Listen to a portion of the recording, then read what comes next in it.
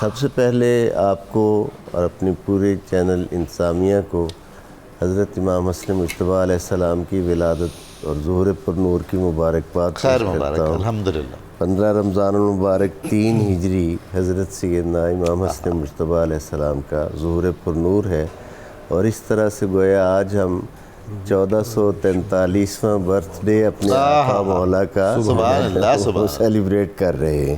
سبحان اللہ۔ آپ نے بہت ہی خوبصورت ابتدائیہ جس قلبی درد اور احساس کے ساتھ دیا ہے اپنا انٹرو، میں کہتا ہوں کہ اللہ رب العزت کرے کہ ہر مسلمان کو اس بات کی سمجھ آئے آمین۔ اور وہ اپنے معاملات زندگی میں، قول میں بھی، فعل میں بھی، اور اپنی قلبی وابستگی میں بھی ان بارگاہوں سے اپنا تعلق غلامی مضبوط کرے جن سے تعلق اور نسبت ہماری پہچان ہے، اس دنیا میں بھی اور آخرت میں بھی۔ آمین، آمین۔ اللہ رب العزت پسند فرماتے ہیں، اللہ کے حبیب علیہ السلام پسند فرماتے ہیں کہ ان سے نسبت غلامی اور تمسک جتنا مضبوط ہوگا اتنا ہی رحمت پروردگار شامل حال ہوگی۔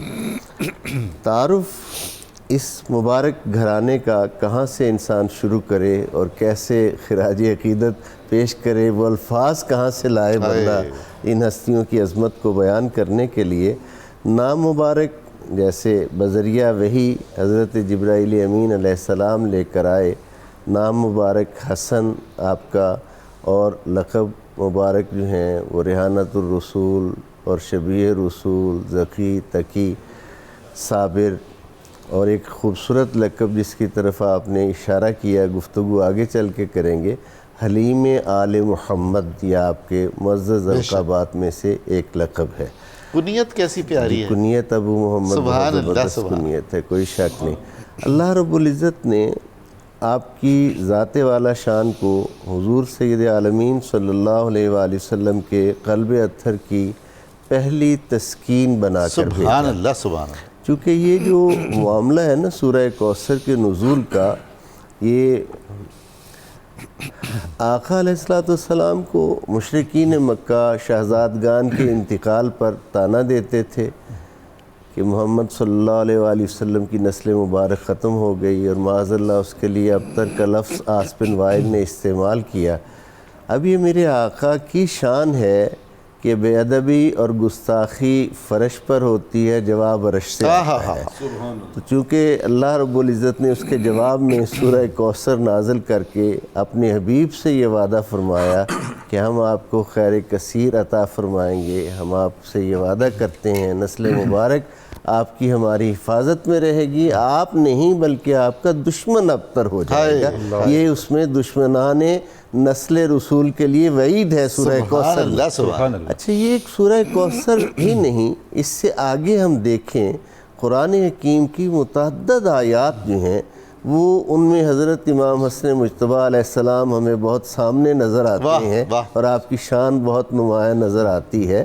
مثال کے طور پر آیہ مودت کو لے لیں، قُلْ لَا أَسْأَلُكُمْ عَلَيْهِ أَجْرًا إِلَّا الْمَوَدَّةَ فِي الْقُرْبَى۔ اے حبیب مکرم صلی اللہ علیہ وآلہ وسلم فرما دیجئے کہ میں تم سے دین پر کسی اجر کا طلبگار نہیں، اگر تمہیں خود سے لحاظ اور خیال ہے کہ رسول اللہ کے احسانات کا شکریہ ادا کیا جائے تو پھر آپ فرما دیجئے میرے ان قرابت داروں سے محبت کیجئے، اور پھر ان قرابت داروں کی حضور بامر الہی خود ترجمانی فرماتے ہیں کہ وہ قرابت دار کون ہیں، علی و فاطمہ و ابناہما، اور پہلے بیٹے ان میں امام حسن مجتبیٰ علیہ السلام ہے۔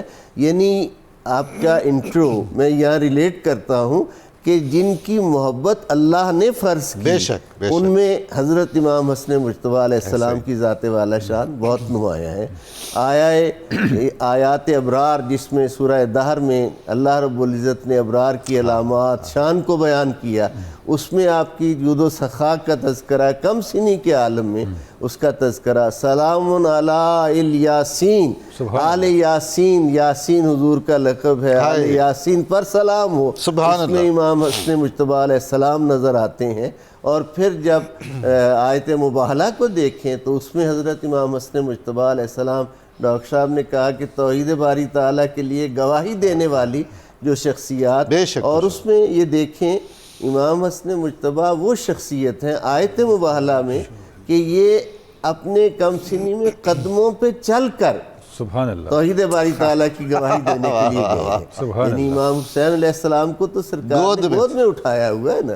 تو یہ ہر منزلت جو ہے جہاں جہاں اللہ رب العزت ان مبارک ہستیوں کا آیا تطہیر میں دیکھیں وہاں حضرت امام حسن مجتبیٰ علیہ السلام کی شان مبارک جو ہے وہ نظر آتی۔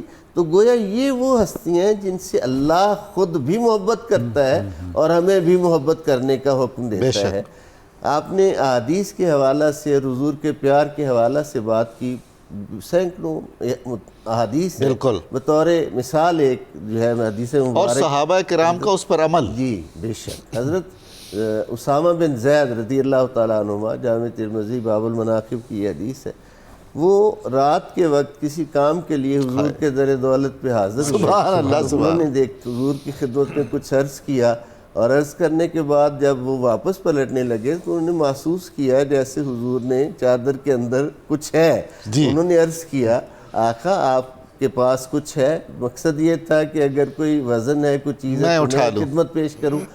سرکار نے چادر مبارک جب ہٹائی تو دونوں پہلوؤں پر حضرت امام حسن اور حضرت امام حسین علیہ السلام سبحان اللہ۔ اب آقا نے حضرت اسامہ بن زید کے ذریعہ سے یہ پیغام ہم تک پہنچایا، اے اللہ دعا کی حضور نے، اے اللہ میں ان دونوں سے محبت کرتا ہوں، واہ باری تعالیٰ تو بھی ان سے محبت سبحان اللہ، اور دیکھیں کتنا قیمتی ایک راز ہے اس حدیث مبارک میں کہ حضور نے فرمایا یا اللہ جو ان سے محبت کرے تو ان سے بھی محبت کر۔ محبوبان الہی بننے کا راز اس حدیث مبارک میں ہے کہ اگر ان کے در دولت سے وابستگی اختیار کر لی جائے تو بندہ اللہ اور اس کے رسول کا محبوب اور پسندیدہ ہو جائے۔ حضرت آپ نے جو روایت بیان فرمائی ہے مستند، اس میں جو تصور بن رہا ہے نا وہ یہ ہے کہ رسول کریم صلی اللہ علیہ وآلہ وسلم کا وجود مسعود سراپا میزان حق ہے۔ اس میزان حق کے دو پلڑے ہیں، دونوں طرف حق ہے، بے شک ایک پہلو میں حسن ہے ایک پہلو میں حسین ہے۔ سبحان اللہ، سبحان اللہ۔ اور یہ جو ہمیں تعلیم دی جا رہی ہے بار بار آقا صلی اللہ علیہ وآلہ وسلم اپنے مبارک عمل کے ذریعہ سے، اور پھر یہ حضرات صحابہ کرام علیہ رضوان کا اخلاص دیکھیں کہ وہ ان مناظر کو بیان کر رہے ہیں کہ میرے آقا کس قدر ان کے ساتھ پیار کرتے تھے۔ حضور کی محبت وارث والہانہ خطبہ جمعۃ المبارک ہے تو دیکھیں کہ حضور کا ان کے ساتھ پیار کیا ہے، نماز کے سجود میں دیکھیں حضور کا ان کے ساتھ کیا پیار ہے۔ یعنی مناظر جو ہیں جتنے گھر میں دیکھیں تو اہل بیت نبوت گواہی دیں گے، ازواج مطہرات گواہی دیتے ہوئے نظر آتے ہیں، باہر دیکھیں تو حضرات صحابہ کرام ہمیں بیان کرتے نظر آتے ہیں کہ حضور ان کا کیسا بوسہ گاہ رسول ہے۔ سبحان اللہ، یہ کوئی معمولی ہے، اللہ شان اللہ میں سمجھنے کی توفیق عطا۔ سبحان اللہ۔